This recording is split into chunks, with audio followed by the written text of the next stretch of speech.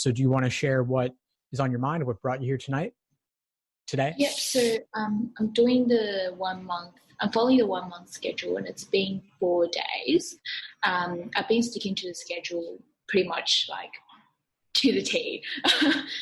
So first week is basically all logic games, and I feel like I was okay with logic games, but this kind of taught me a lot of the technical stuff. Like I didn't know how to categorize questions. I kind of just went by intuition because I did a lot of the questions. So that was really good. But I also found like one of the major problems was that I didn't know when, after sorting out all the rules, I didn't know, I guess, when to stop deducting inferences and when to, sometimes like if the question seems a bit ambiguous, I would just jot down the rules, do the contrapositive and all that sort of stuff, but I wouldn't then make the link to do the diagrams. Maybe it's because I haven't like read the rules very thoroughly, but I feel like sometimes, that's a really hard bit for me. Yeah, it's a big dilemma knowing when you've made all the inferences you can versus when to go on to the questions. And this is really just a matter of experience and exposure to get a certain internal sense of it. That being said, there are some common formats games have that will naturally lead to certain kinds of inferences. And my favorite example of that is in situations where you see lots of conditional statements and the same variables featured in multiple rules. When you have a grouping in-out game with lots of conditional statements, it is often the case that you can link those together to form a long conditional chain. And that would be your upfront work, giving you the inferences that you need to draw, to basically solve the game more efficiently going forward as you get into the questions. For other games that are more ordering based or matching based, if you have blocks of variables, those blocks can be particularly impactful. And by a block, I mean 2 variables that must always be together or must always be adjacent to one another or consecutive. There are relatively fewer places that a block can go. So for example, if there were a game with 5 slots and you had 2 variables that had to be adjacent in a particular order, those variables could be on slots 1 and 2, 2 and 3, 3 and 4, and 4 and 5. So that's only 4 different possibilities. And if we also learned that the block was, let's say, variables A and B that must go consecutively in that order, but we also learned that A could never be in slot 1, that would mean that out of those 4 possibilities, we were now reduced to only 3 possibilities, slots 2 and 3, 3 and 4, and 4 and 5. Now, 3 possibilities, that's pretty manageable. You could then draw out those 3 different main diagrams to guide you over the course of the game. So that's the way I think about things, is what variables are especially limiting or limited depending upon how you frame it. And that could dictate what your main diagrams end up looking like. If you see the same variable featured in multiple rules, that's a suggestion that variable could potentially help you to make some kind of inference. Yeah. And this is something, like I said, once again, it comes through experience, through doing lots and lots of games. And games really is the most perfectible section on this exam. And if you did every game ever released, or even just the most recent half of games, and you did them multiple times, you would really start to see those patterns, and then they really couldn't throw anything totally new at you on test day. Okay.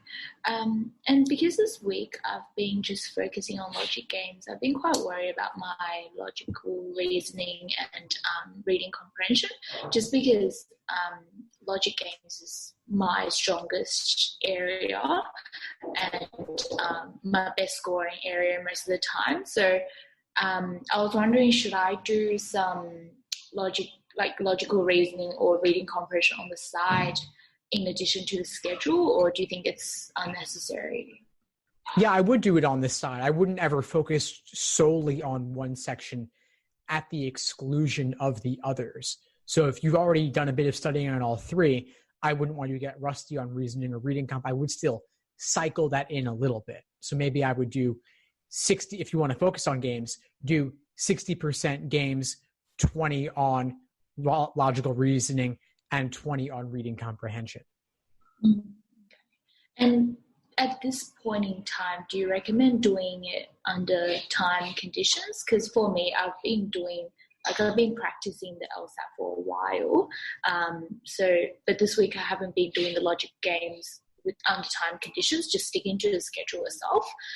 So I was wondering if you think it'll be more helpful for me to just do everything under time conditions, or because my LSAT, it is in a month. It's in a month. It's in January. Yeah, I'm taking my first one in January. I think I'll probably take the March one as well after that. Okay. Well, if you're thinking about January, I would do it timed. I would absolutely do timed practice at this point. Your test is about a month away, right? A little bit less maybe. So I would definitely do timed work and focus on the pacing and the endurance, because it's coming around the bend. I would do at least one timed exam per week between now and then, and along with detailed review of that exam. And then if you want to do some logic games drilling on the side, you could certainly do that. Okay.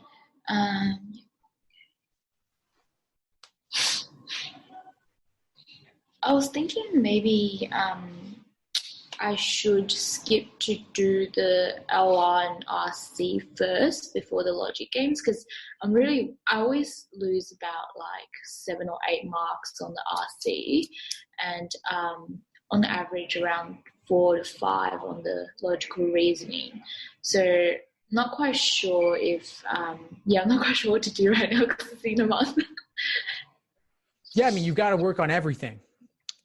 I think one thing that helps to solve that issue is simply doing a timed exam a week along with detailed review of that exam, because then you're getting plenty of practice on all sections and having the opportunity to review all of them as well. And if you notice certain weak areas or areas you want to focus on, like let's say you had trouble with flaw questions in logical reasoning or resolve the paradox questions, you could drill those by type, meaning you do a couple dozen of those in a row to help you better spot those patterns. And then you're doing the odd logic game section here or there on the side, fitting it in where you can, when you don't have the time to do a full-length 5-section timed exam. Yeah. And I've just got a question about the writing. It's not scored, but do we need to practice at all? Because I haven't done anything at all on it. Yeah, I wouldn't worry too much about the writing for now, just because, like you said, it is not scored, but it is worth maybe looking at 1 or 2 of them just to get a sense of what it's like. And you could write a draft of one just to see how it goes for you. But I wouldn't imagine you'll have too much trouble with it. And you really can't go wrong with it. The idea is there's a choice between 2 different options. Both options are equally weighted. So you pick one side, argue in favor of that, while still acknowledging the weaknesses of your side and the benefits of the other, but you do still firmly come down on your side. So you're making a strong but reasonable argument in favor of your side. So you're acknowledging the shades of gray and the fact that, of course, they are equally weighted, but you're saying that the principles that support choosing your side are more important than those that would support the other side. Okay. Cool. Because with my, I think I need more help on my RC. For me, the first thing is the speed. Maybe I think I'm not jotting down the right notes, so I'm jotting down too much detail because I get stressed if I don't jot down enough. I feel like I don't know anything. And I guess I don't trust myself to mentally know where everything is. But also reading, or I guess working through the questions, I keep going back to the passage to find the relevant section, which I think is what you're supposed to do, but I feel like I take way too long rereading the same things, or especially with complicated passages or scientific ones, especially if the topic isn't something I know of, then I tend to do really badly on those. Yeah, certainly for the details, you typically will have to go back. and that's totally fine. You really just want to walk away from your initial read of the passage with the main idea, the author's opinion, the major viewpoints presented. But the details, you can simply go back and find those when you need them in the moment. And it's also natural for unfamiliar topics to be a bit more difficult. That's natural. And they do that on purpose. They purposely choose topics that, as few test takers as possible, will have prior familiarity with. And there's nothing to do but make the best of it. And remember that they're not really testing you for content. They're testing you for the structure of the passages, how the author goes about making their argument, and the various viewpoints presented within it. Okay. And so because now the LSAT's moved to digital, we can't just jot down, I guess, points next to it. Because I didn't go to the LSAT digital session, but do we get our own scrap paper where we write notes, or how does it work? Yeah, they give you a booklet of 12 to 14 pages, and that booklet is where you can write all your scratch paper. You can use that for all your notes, for all sections of the exam, games, reasoning, and reading comprehension. Yeah, because I found that that's what I've been doing when I was doing the prac exams. But I found that as I was writing the notes on my scrap paper, it doesn't, well, I guess it made it even harder to find the relevant section. Because again, I'm not writing that much, so I don't know which corresponds to which, or which notes corresponds to whichever section in the text. Yeah, that's why I feel like I need to write down a lot of details so I can keep track of everything. But yeah, at the same time, it's taking a long time. Yeah, that's certainly not ideal. You might consider simply writing down author's opinion and the major viewpoints, just a couple of words about each one. And you could even, if you want to, there are highlighting and underlining tools on the digital LSAT. So you might consider using those to note other things. You could, for example, highlight one color for where the evidence appears and highlight another color for where the author's opinion appears. That's one approach you could take if you wanted to really make notes on the passage.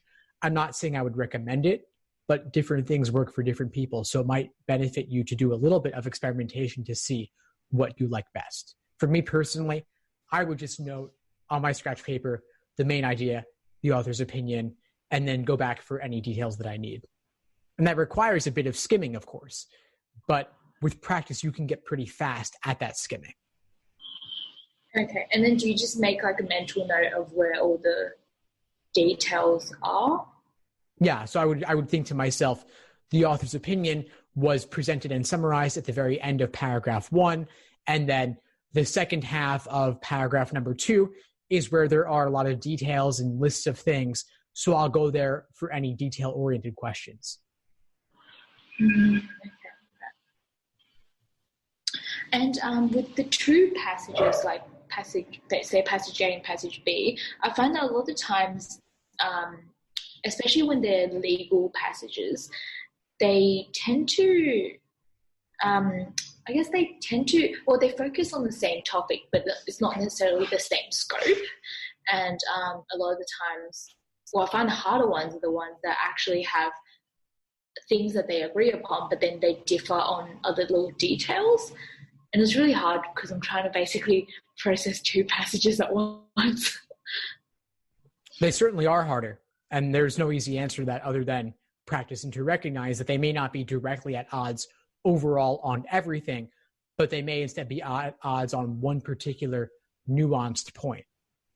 And they may not even be immediately apparent upon your initial read.